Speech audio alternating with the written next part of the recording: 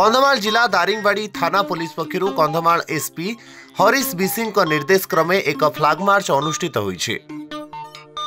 DSP तथा दारिंगबाड़ी थाना अधिकारी कनक माझी नेतृत्व में एसआई लक्ष्मी माझी, जयंत सेठी, एएसआई अर्जुन सबर और श्रीनिवास राव सदल बले दारिंगबाड़ी थानारू फ्लैग मार्च करी 4 छक 3 छक शिव मंदिर साही, लक्ष्मी बजार, तुड़ुकीबाड़ी, जागृति साही, 59 नंबर जातीय राजपथ आदि अंचल में सशस्त्र पुलिस बाहिनी मार्च करथिले।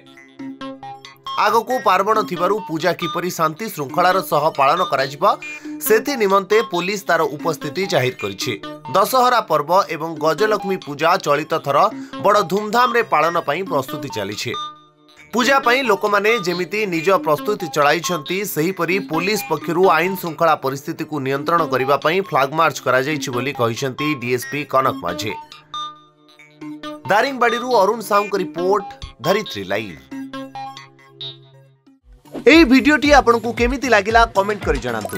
धरित्री लाइव रो यूट्यूब एवं फेसबुक चैनल को सब्सक्राइब करंतु। अधिक खबर पई लॉगिन करंतु www.dharitri.com।